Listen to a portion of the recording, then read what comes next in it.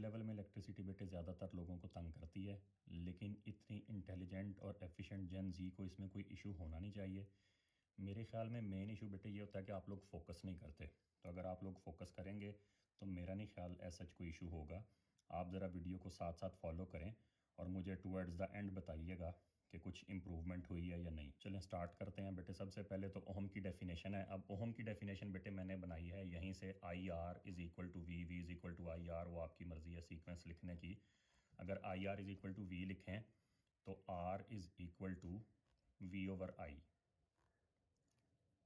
ओ level से बेटे आप लोग ये फार्मूला जानते हैं, एस में भी आपने पढ़ लिया होगा।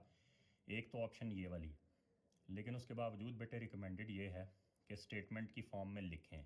ये ओके है क्योंकि 1 मार्क है तो ये डेफिनेशन एक्सेप्टेबल है, लेकिन अक्सर ना बेटे ये डेफिनेशन 2 मार्क्स की भी आ जाती है। तो फिर आपको ये है कि पूरी स्टेटमेंट की अगर आदत होगी कि ohm is defined as volt per ampere, तो वो ज़्यादा बेहतर रहेगा। फिर ये है कि ऐसा आपको इसमें कोई प्रॉब्लम नहीं होगी। अब ज़रा नेक्स्ट पार्ट की तरफ चलें।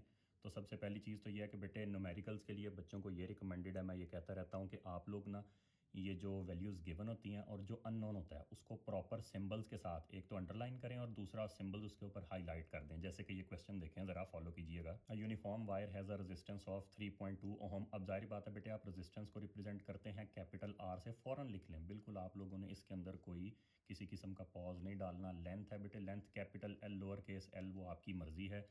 Length and is made from a metal of resistivity 460 nano ohm metre. तो बेटे आप लोग रेजिस्टिविटी को किससे रिप्रेजेंट करते हैं? रॉ से।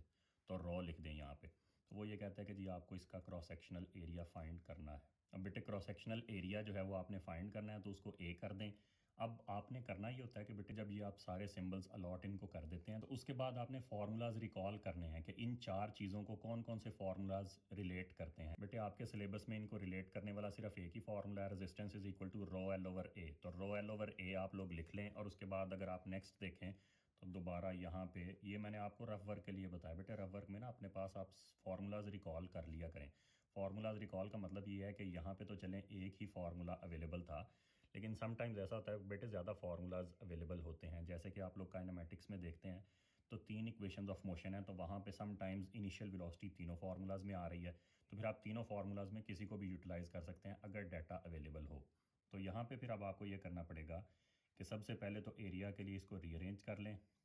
एरिया के लिए रीअरेंज करेंगे तो ये बन जाएगा area is equal to rho L over. अब यहाँ पे ज़रा देखें तो बेटे सब वैल्यूज़ गिवन है। 460 नैनो की वैल्यू लगा दें 10⁻⁻⁹। लेंथ की जगह बेटे सीधा सीधा वो पहले ही एसआई सिस्टम के अंदर है तो 2.5 ही लिख दें, और रेजिस्टेंस की जगह पे बेटे 3.2 लिख दें।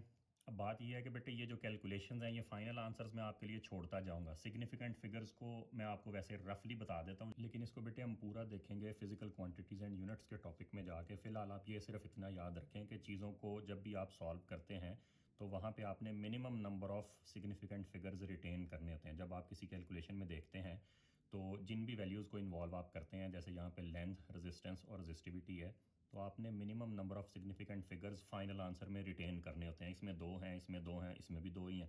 तो इसका मतलब ये है कि फाइनल आंसर जो क्रॉस सेक्शनल एरिया का है उसके अंदर भी बेटे 2 ही आएंगे सिग्निफिकेंट फिगर्स।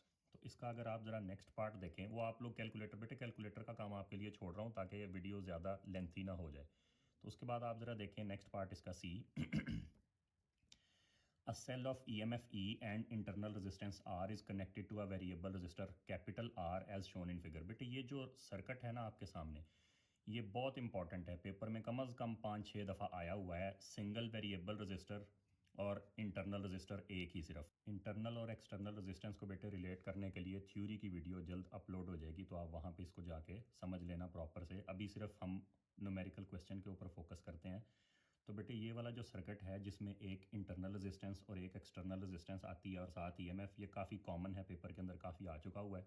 अब सबसे पहली बात तो ये है, जो उन्होंने बताया था वो कहते हैं जी करंट आई है, आई की उन्होंने कोई वैल्यू स्पेसिफाई नहीं की, तो हमें ऐसा इसके अंदर कोई इशू नहीं है। State in terms of energy why the potential difference across the variable resistor is less than the EMF. बेटे एनर्जी की टर्म्स में ये बताना है कि पोटेंशियल डिफरेंस जो है अक्रॉस द वेरिएबल रजिस्टर वो लेस देन ईएमएफ होगा। ये आप साथ के साथ बेटे नोट करते जाएं। बेशक आप इसको, अब जाहिर बात है हम इसको टर्मिनल पोटेंशियल डिफरेंस भी बेटे कहते रहते हैं। तो टर्मिनल पोटेंशियल डिफरेंस कह दें, अगर सिंगल रजिस्टर है तो यही टर्मिनल पोटेंशियल डिफरेंस है। ज़्यादा रजिस्टर्स होंगे तो आगे उनको किसी क्वेश्चन में देख लेते हैं।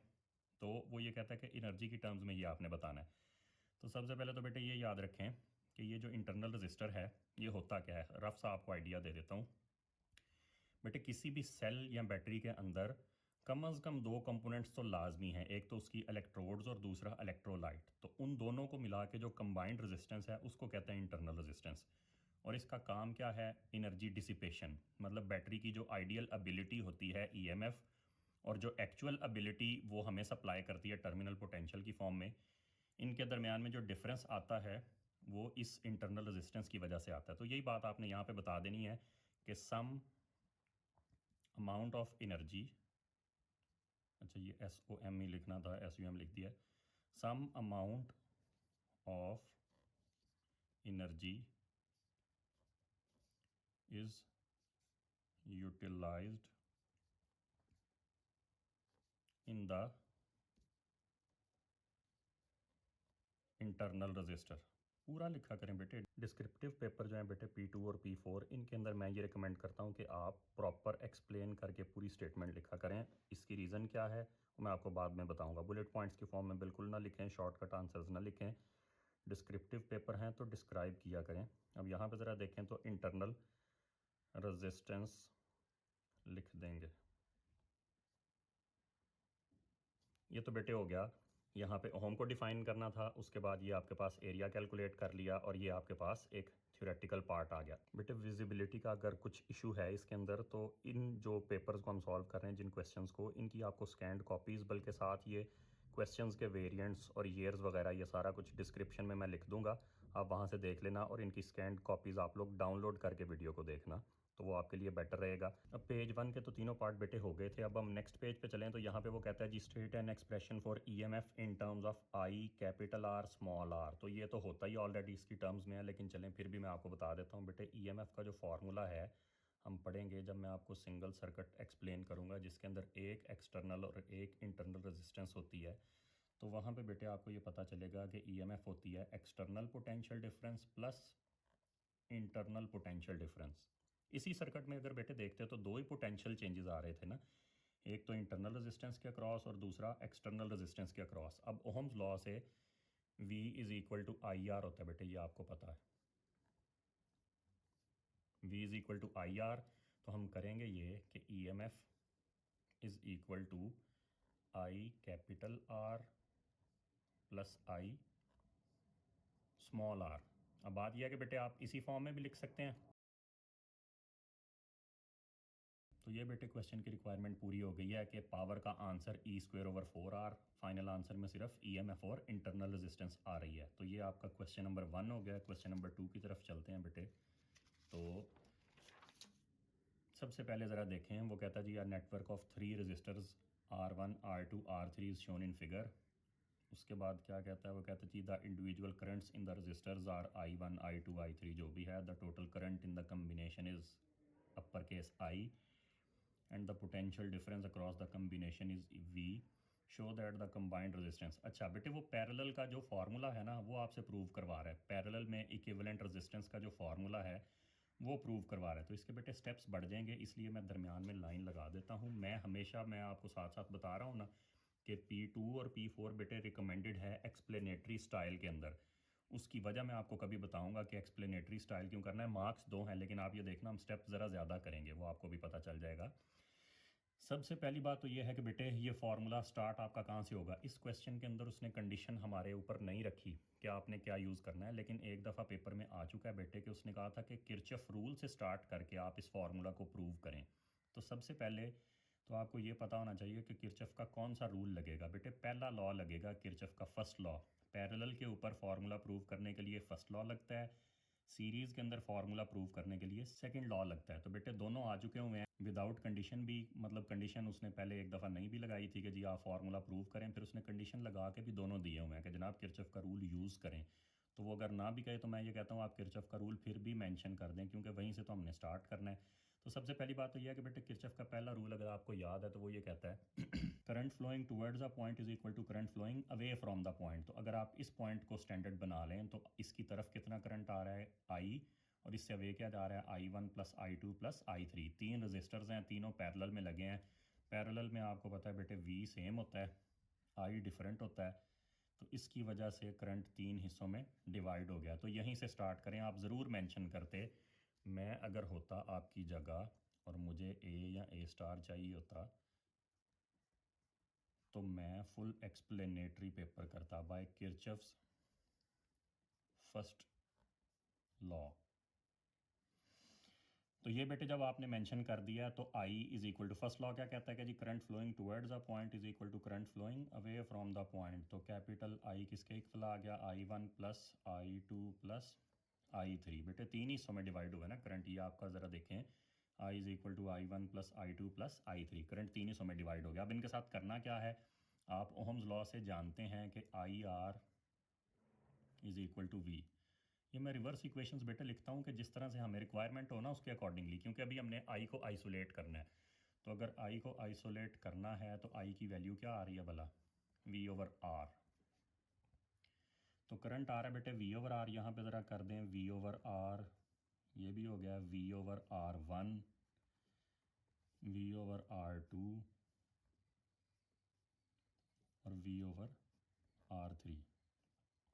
ये बेटे अगर क्वेश्चन में ना ऐसे R ना लिखा होता तो इसको हम इक्विवेलेंट रेजिस्टेंस कहते। आप इसको इक्विवेलेंट रेजिस्टेंस कहते हैं, मैंने फिलहाल क्योंकि क्वेश्चन की रिक्वायरमेंट है सिंपल R कर दिया है। तो आप यहाँ पे ये पूछ सकते हैं कि सर ये क्यों नहीं किया, V1 V2 V3 ये आपने क्यों नहीं किया। बेटे पैरेलल के अंदर वोल्टेज क्या होता है, सेम। पैरेलल के अंदर वोल्टेज सेम होता है तो उसको कोई सबस्क्रिप्ट लगाने की ज़रूरत नहीं थी। अब इसके बाद नेक्स्ट स्टेप बेटे ये रिकमेंडेड है कि V ओवर R ऐसे ही रहने दें और V ले लें कॉमन। अगर V कॉमन लेंगे तो अंदर बेटे बच जाना है 1 over R1 plus 1 over R2 plus 1 over R3। यहाँ पे ज़रा देखें तो V दोनों कैंसिल होके फाइनल फॉर्म आपकी बन जाएगी।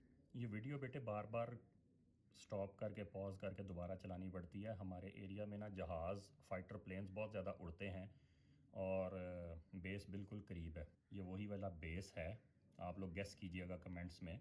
ये वही वाला बेस है जहाँ से वो गए थे अभी ये रिसेंटली जो इंडिया के साथ क्लैश हुआ था, तो वो जो जहाज़ गए थे।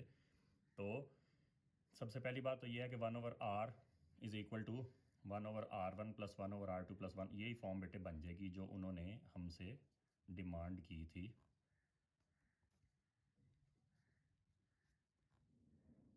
इस तरह से करके तो ये आपके पास हो गया बेटे इसका A पार्ट 1। अच्छा, अब नेक्स्ट ज़रा देखें तो वो ये कहता है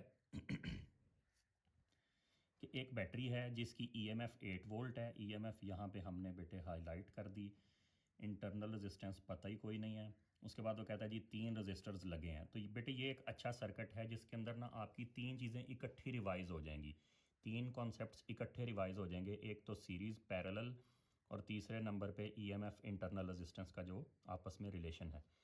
सबसे पहले ये देखें बेटे, ये जो आपके पास रजिस्टर, आप मैंने इन पॉइंट्स को कुछ ना कुछ नाम ज़रूर दें। यहाँ पे आप कर दें जी ये फॉर एग्जांपल AB है ये वाला पॉइंट, और ये वाला जो है वो CD है। ठीक है, इसको हम नेक्स्ट पेज पे जाके ज़रा बेटे देखते हैं। ये डाटा आपने याद रखना है, मे बी नेक्स्ट पेज पे गिवन हो लेकिन हमें फिर वो जो है ना पेज को बार बार उल्टाने में प्रॉब्लम होगी, तो आप ये डाटा याद रखें। अब सबसे पहली बात तो बेटे आप ये देख लें कि ये जो लाइनें हैं ऊपर नीचे वाली लाइन, लाइन AB और लाइन CD, ये दोनों लाइनें आपस में पैरेलल हैं। यानी कि आप ये कह सकते हैं कि Y अकेला X और Z के साथ पैरेलल है, लेकिन X और Z आपस में सीरीज़ हैं। X और Z आपस में सीरीज़ हैं और इनका जो कम्बिनेशन है वो Y के साथ पैरेलल में है। तो ये सीरीज़ पैरेलल का मतलब ये है कि इन दोनों का बेटे करंट भी सेम होगा। इन दोनों का करंट सेम होगा और ऊपर वाली लाइन का नीचे वाली लाइन के साथ पोटेंशियल इक्वल होगा। CD लाइन का और AB लाइन का आपस में पोटेंशियल क्या होगा, इक्वल। तो ये पैरेलल वाला कॉन्सेप्ट और ये सीरीज़ वाला, इन दोनों का करंट सेम होगा। अब देखते हैं नेक्स्ट पेज पे उसने क्या पूछा हुआ है। तो पूछता बेटे वो ये है कि ये जो आपके पास रजिस्टर था ये उसकी रेजिस्टेंस आ गई R और X का करंट उसने दे दिया है। इसको मैं IX ही लिख देता हूँ और इसके नीचे हल्का सा हम IY लिख देते हैं। तो वो कहता है जी करंट फ्रॉम द बैटरी चाहिए। अब बेटे फिर किरचॉफ का फर्स्ट रूल लगेगा, current flowing towards the point is equal to current flowing away from the point.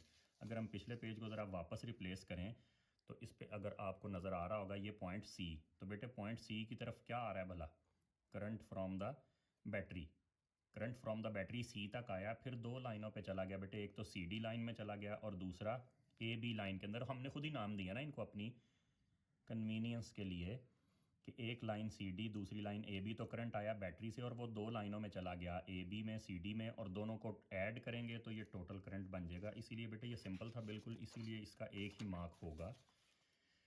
तो वो देखें ज़रा, करंट फ्रॉम द बैटरी बेटे होना चाहिए actually current in X plus current in Y, तो दोनों को ऐड कर देते हैं। करंट इन एक्स बेटे है 0.49, करंट इन वाई है 0.45, इन दोनों को ऐड करें तो बेटे ये बन गया आपका 0.94। कैलकुलेटर पे चेक कर लेना, यही होगा वैसे। नेक्स्ट वो ये कहता है जी आपको internal resistance of the battery भी चाहिए। तो अगर इंटरनल रेजिस्टेंस ऑफ बैटरी हमने निकालनी है बेटे, अभी हमने फार्मूला पिछले क्वेश्चन में किया था, दोबारा मैं रिवर्स लिखने लगा हूँ, E M F is equal to external potential plus internal potential, लेकिन मैं बेटे इसको रिवर्स में लिख रहा हूँ कि E M F is equal to external potential plus internal potential. उसकी वजह यह है कि बेटे हमें इंटरनल रेजिस्टेंस चाहिए, वो इस साइड पे आए तो ज़्यादा बेहतर है। आपको पता है हम अननोन्स को लेफ़्ट साइड पे रखने में कंफर्टेबल हैं, इसी तरह से हम जो डिपेंडेंट वेरिएबल्स होते हैं उनको भी लेफ़्ट साइड पे रखने, हमारी एक कन्वेंशन बन गई है बेटे, ऐसी कोई मैथमेटिकल रिक्वायरमेंट नहीं है, लेकिन हम लोग यूज़ टू हो गए हुए हैं कि अननोन्स को हम लेफ़्ट साइड पे रखते हैं और डिपेंडेंट वेरिएबल्स को भी लेफ़्ट साइड पे। तो सबसे पहले तो बेटे इनकी वैल्यू रिप्लेस कर दें, ये आपके पास आ जाएगा आई आर, लेकिन अपने आई आर में ज़रा ध्यान करना है, मैं आपको अभी बताता हूँ थोड़ी देर बाद। और ये आ जाएगा आई स्मॉल आर और equal to E M F. E M F बेटे फिलहाल लिखा रहने दें, मैं इनकी वैल्यूज़ ज़रा दोबारा आपको बाद में रिप्लेस करके दिखाता हूँ। सबसे पहली बात तो यह है कि बेटे ई एम एफ तो आपको पिछले पेज से याद होगी 8 आई थी। अब ये करंट्स थोड़े से टेक्निकल हैं बेटे, ये बिल्कुल आसान नहीं है। करंट आपने जो लगाना है ये वाला, ये लगाना है आपने बैटरी का करंट। याद रखें इंटरनल रेजिस्टेंस में से वही करंट गुजरता है जो बैटरी का करंट होता है, ज़ाहिर बात है। तो स्मॉल आर तो हमने फाइंड करना है, यहाँ पे लिख दिया। अब यहाँ पे आएंगे तो बेटे हमने आई आर में करना क्या है, सबसे पहले तो पिछला पेज ज़रा दोबारा लेके आते हैं यहाँ पे। तो बेटे ऊपर वाली लाइन सी डी और नीचे वाली लाइन ए बी, इन दोनों का पोटेंशियल तो बराबर है। ऊपर वाली लाइन का पोटेंशियल हम निकाल ही नहीं सकते, ना एक्स पता है ना जेड पता है, नीचे वाली लाइन का पोटेंशियल हम निकाल सकते हैं, तो यही बेटा यूज़ कर लेते हैं। ये दोनों लाइनें पैरेलल में है तो पोटेंशियल इनका बराबर होगा, इसलिए ऐसा कोई इशू नहीं है। तो हम नीचे वाली लाइन का डाटा यूज़ करेंगे और वो करंट आपके सामने है और रेजिस्टेंस, बल्कि नेक्स्ट पेज पे मेंशन भी हुआ था बेटे, तो वही कर दें। नेक्स्ट पेज पे ज़रा देखें तो वाई का डाटा क्या है, रेजिस्टेंस भी गिवन है, करंट भी गिवन है। करंट है वाई का 0.45 इंटू 16। अब आपको याद है वीडियो के स्टार्ट पे मैंने ये बताया था कि बेटे इलेक्ट्रिसिटी के क्वेश्चंस टेक्निकल नहीं हैं, तो आप देख लें ज़रा उसका प्रूफ कि बेटे यहाँ पे भी ना, अब ये फार्मूला इतनी दफ़ा पेपर में यूज़ हुआ है, P2 में भी, P1 में, P2 में तो बहुत ज़्यादा दफ़ा यूज़ हुआ है। तो इसका मतलब ये है कि फार्मूला तो आपको ऑटोमेटिकली याद हो जाएगा जब आप टॉपिकल की प्रैक्टिस करेंगे या ईयरली की। तो असल मसला बेटे इसके अंदर ये है कि बच्चे करंट की सेम वैल्यू पुट कर देते, इधर जो पुट किया था वो इधर कर देते या डिफरेंट। अब आप देखें तो बेटे करंट की 3 वैल्यूज़ एक्चुअली क्वेश्चन के अंदर अवेलेबल हैं। तो करंट कंफ्यूजिंग है और रेजिस्टेंस भी कंफ्यूजिंग ही है। करंट कैसे कंफ्यूजिंग है, एक तो एक्स का करंट गिवन है, दूसरा वाई का गिवन है और तीसरा ओवरऑल बैटरी का करंट गिवन है। तो यहाँ पे तो हमने बैटरी का लगाया और यहाँ पे हमने उसको यूज़ ही नहीं किया एक्स वाले को, ना उनका सम लगाया, सिर्फ वाई वाला लगाया। तो ये छोटी छोटी बेटे एहतियातें होती हैं जिनकी वजह से आपका क्वेश्चन गलत या सही होता है, बस ये मसला है। बाकी मेरा नहीं ख्याल इलेक्ट्रिसिटी में ऐसा कुछ इश्यूज़ हैं, आप प्रैक्टिस साथ साथ फॉलो कीजिएगा तो इंशाल्लाह आप लोगों का फ्लो बन जाएगा अच्छा। यहाँ पे बेटे देखें ज़रा, तो अब आपने करना क्या है, इन दोनों को मल्टीप्लाई करना है, उधर जाके माइनस कर देना। हल्की फुल्की मैथ्स है बेटे, खुद ही करके देख लेना, वीडियो नहीं तो इस तरह से बेटे हम सिंपल मैथ्स के स्टेप्स सॉल्व करने लगे ना तो वीडियो बहुत ज़्यादा लेंथी हो जाएगी। इन दोनों को आपने मल्टीप्लाई करना है, वहाँ पे जाके 8 में से माइनस कर देना है। जब आप पहले माइनस कर लेंगे बाद में 0.94 उधर जाके डिवाइड होगा तो ये आपका ओवरऑल आंसर आ जाएगा। कैलकुलेशंस वगैरह सिंपल जो हैं कैलकुलेटर टाइप, वो अब मैं आप लोगों के लिए छोड़ दिया करूँगा। अब इसका नेक्स्ट पार्ट ज़रा देखें बेटे, तो वो कहता है जी रजिस्टर्स एक्स और वाई जो हैं वो सेम वायर के बने हैं और मटेरियल और क्रॉस सेक्शनल एरिया सेम है। तो वो कहता है जी अगर मैं आपको एक्स की ड्रिफ्ट स्पीड दे दूं तो क्या आप वाई के अंदर ड्रिफ्ट स्पीड निकाल सकते हैं। हाँ जी बिल्कुल निकाल सकते हैं। सबसे पहले तो बेटे आपको ड्रिफ्ट वेलोसिटी के फार्मूलाज रिकॉल करने थे, बेसिक से ही स्टार्ट किया करें। बेसिक फार्मूला डाटा शीट में ड्रिफ्ट वेलोसिटी का गिवन है और वो होता है velocity is equal to I over, वो रीअरेंज करना पड़ता है बेटे, वो करंट की फॉर्म में गिवन है, आप उसको कर लेना velocity is equal to I over N A Q. हम देखते हैं क्या हमारा काम यहीं से चल जाएगा या हमें कोई और फार्मूला रिकॉल करना पड़ेगा। सबसे पहली बात तो यह है कि बेटे देखें क्या क्या गिवन है। वो कहता है जी मटेरियल सेम है, क्रॉस सेक्शनल एरिया सेम है। बेटे मटेरियल ये जो एन है ना, ये अब ड्रिफ्ट वेलोसिटी की मैं अलग वीडियो बनाऊंगा, उसमें बेटे आप जाके देख लेना। एन जो है ना बेटे, ये मटेरियल की प्रॉपर्टी है, नंबर डेंसिटी इसे कहते हैं। ये आएगा ड्रिफ्ट वेलोसिटी के टॉपिक के अंदर ही, वो भी काफ़ी इंपॉर्टेंट टॉपिक है। तो बेटे एन जो है नंबर डेंसिटी मटेरियल की प्रॉपर्टी होता है। तो जब हमने दो वायर्स को कंपेयर करना है जिनका मटेरियल सेम है, एक्स और वाई को कंपेयर करना है, उनका मटेरियल सेम है, तो एन तो सेम होगा। और क्यू जो है वो चार्ज है। बेटे ओकेजनली कहीं एक दफ़ा मुझे क्वेश्चन में याद है उन्होंने चेंज कर दिया था, अदरवाइज़ आप इसको हमेशा ही कैंसिल कर सकते हैं जब रेशो बना रहे हो, क्योंकि इलेक्ट्रॉन नहीं फ्लो करना है, चार्ज कैसे चेंज हो सकता है। इलेक्ट्रॉन हर किसी में से फ्लो कर रहा है, उसको साइड पे कर दें। उसके बाद ज़रा देखें तो एरिया, दोनों वायर्स का क्रॉस सेक्शनल एरिया, ये मैं साइड पे इसलिए बेटे कर रहा हूँ, जब रेशो बनानी होती है ना तब आप कैंसिल कर सकते हैं। तो हमने तो रेशो बना के इस क्वेश्चन को करना है। तो दो वायर्स हैं, नंबर डेंसिटी भी उनकी सेम है क्योंकि सेम मटेरियल की हैं, एरिया भी उनका सेम है, और चार्ज दोनों में से इलेक्ट्रॉन ही फ्लो कर रहा होगा। तो वेलोसिटी और करंट का बेटे कैसा रिलेशन बचा है? डायरेक्ट। वेलोसिटी और करंट का डायरेक्ट रिलेशन है, इसलिए हम कहेंगे कि V Y over V X is equal to I Y over I X. यहीं से हमारा काम हो जाएगा बेटे। अभी देखना ज़रा, वी वाई तो हमें फाइंड करना है, तो वी वाई को डायरेक्ट रिलेशन था ना बेटे, सामने सामने लिख दिए हैं। वी वाई ये आ गया, वी एक्स की जगह पे 2.1 की पावर -4 जो गिवन है, एक्स के अंदर वेलोसिटी गिवन है।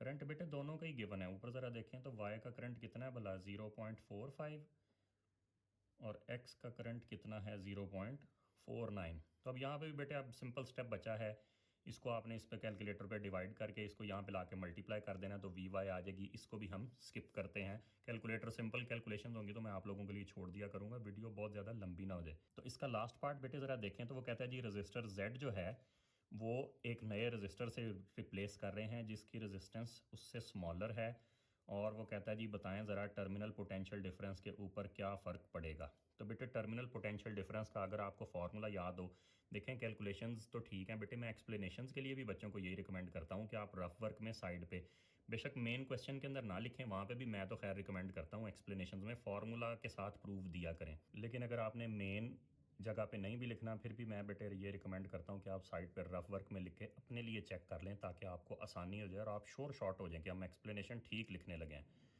बेटे टर्मिनल वोल्टेज होता है ईएमएफ माइनस आई आर। ये ईएमएफ वाला टर्मिनल वोल्टेज वाला फार्मूला बेटे 3 दफ़ा आ गया। वो पहले इस क्वेश्चन के अंदर ये पार्ट जो था बी का पार्ट 2 इसमें आया था, और पिछले क्वेश्चन में भी आया था। तो हमने उसी को रीअरेंज किया, तो टर्मिनल वोल्टेज आ गया ईएमएफ माइनस आई आर। और दूसरा फार्मूला बेटे रिक्वायर होगा I is inversely proportional to are.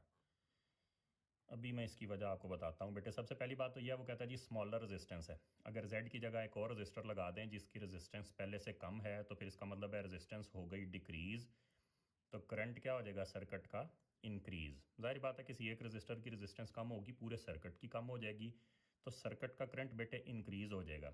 अब ये जो करंट इंक्रीज़ होगा बेटे, ये माइनस हो रही है term, terminal voltage is EMF minus I R, ये माइनस हो रही है टर्म। तो फिर इसका मतलब ये है कि जब इसने ज़्यादा बड़ी टर्म ने माइनस होना है, बीच में से ज़्यादा बड़ी टर्म माइनस होगी, तो टर्मिनल वोल्टेज के आंसर में क्या हो जाना चाहिए, कमी आ जानी चाहिए बेटे। तो यही आप यहाँ पे लिख दें कि व्हेन आर डिक्रीजेज, अगर आर डिक्रीज होगा आई विल इंक्रीज। आई बेटे ज़्यादा बेहतर है आप लिखें I B, current from the battery, I B will increase, क्योंकि टर्मिनल वोल्टेज बैटरी के करंट पे डिपेंड करता है, increase and hence terminal voltage will decrease. बड़ी टर्म माइनस करेंगे ना बेटे, हम बड़ी टर्म माइनस करेंगे तो ओवरऑल आंसर के अंदर कमी आ जानी चाहिए। अब P2 के जो क्वेश्चंस हैं बेटे, रफली एवरेज है वो 6 क्वेश्चंस होते हैं। सारी बात है कोई फिक्स नंबर तो नहीं है, मैंने 5 भी देखे हैं, मैंने 9 भी देखे हुए हैं, 5 to 9 मैंने देखे हुए हैं। तो लेकिन यह है कि 6 की अगर एवरेज है तो आपको अलॉटेड टाइम जो होता है वो 12 मिनट्स बनता है तकरीबन पर क्वेश्चन। तो उस हिसाब से ज़रा देखें तो हमारी भी स्पीड ठीक रही है, हालांकि मैंने आपको एक्सप्लेनेशन देनी थी साथ साथ।